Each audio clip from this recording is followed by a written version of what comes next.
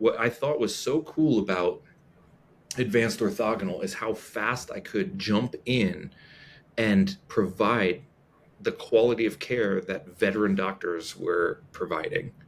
Exactly. There's almost no other technique. I mean, I don't know if you could think of any, but I don't think there's any other technique That was a huge that you, hurdle for me with other techniques is, oh, it's going to take you about 5 years to gain that competency to really deliver those, high level adjustments. It's like, oh God, how do you start a practice and not be able to deliver the goods, right? right, right. So yeah, I mean, that for me was one of the biggest eye openers. Going, wow, like this thing has an accelerated mastery to it because we tie our clinical care in with the training. We don't separate it. We don't make it all theory behind slides. We're training hands on with the experts, and that's why we're able to jump in and start delivering it. But it also removes so many human variables. So we're Mm-hmm. still applying all the same chiropractic principles, but we're reducing all the human variables possible. And so if I get a listing card that's the same listing card an experienced doctor is using, I mean, we're hairs apart on our delivery of our adjustment. And there's differences in, maturity of a doctor being able to communicate with a patient, work through cases, make plans beyond just the technical part. But to be able to jump in and help out in a clinic, that was powerful. And that's one of the things that we've kept close to our heart with Cerebral is we're opening the practice and we're immediately making it a training center to support the work of advanced orthogonal. We're making sure that in our systems, the way that any doctor comes in, they're coming in so they can jump in. They could see a patient if I wasn't able to. So it's not, hey, we have the master and all these little apprentices. We have expert, expert, expert, expert across the board, and so that's how we're building the clinic. We're building in the same vein, without it being, one chief doctor and a bunch of little ones under him. It's really just a group of experts that are working in a practice. So yeah, the same way that I started, I guess we could sum it up like this: the same way that I started jumping into a team practice is the same way we started Cerebral upon launch.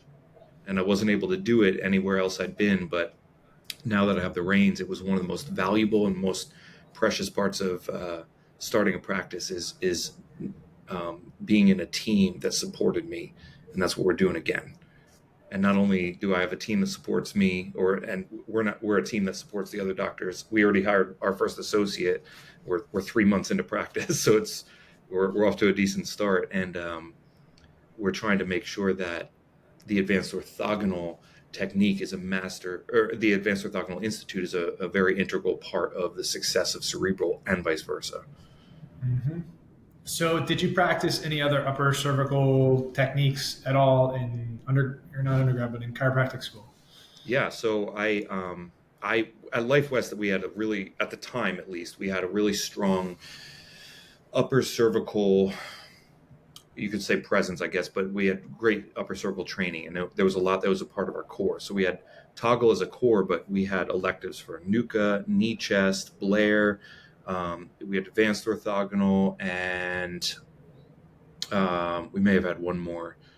But anyway, I learned quite a few of the upper cervical techniques in school, and so you know what I would do is I would take students whose intern kind of gave up on them, and I would get them under care.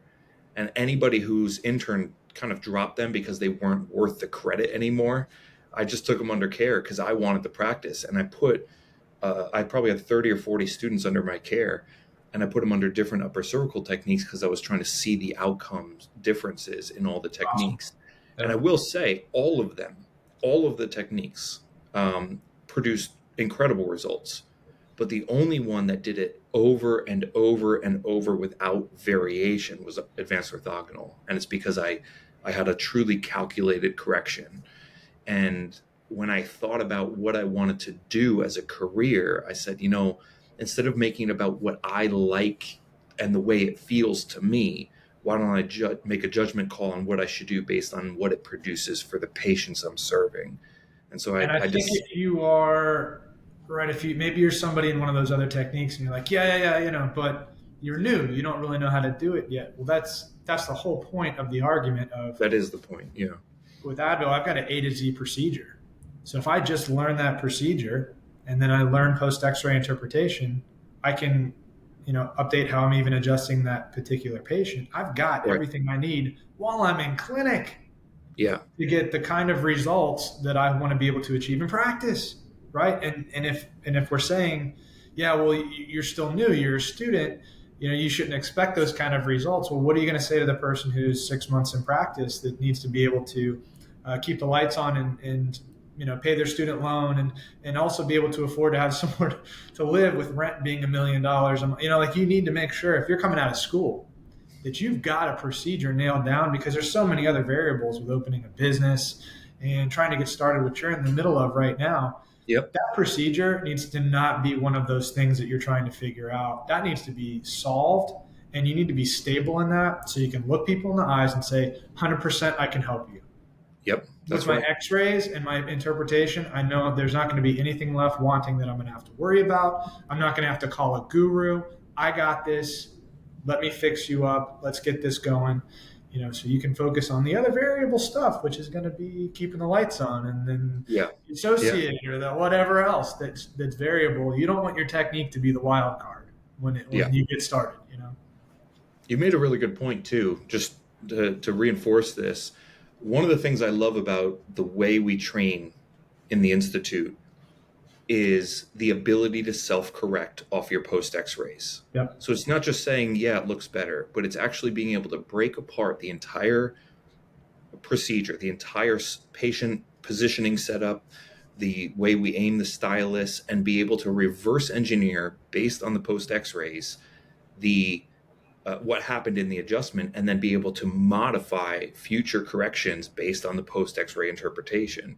Piece So it's by not just that piece. Yeah. something happened; Yeah. it's that we can piece by piece figure out exactly what happened, and then we can undo it and make a correction and make that next adjustment right based on the response of the patient. That's so rare. A lot of times you're calling the people who train you, you're having to ask for help. You have to, hey, what should I do in this situation? Oh, I throw don't another know 10 that. degrees on the lead. Try that. Right. Yeah. Right. There's all sorts of ways, Why?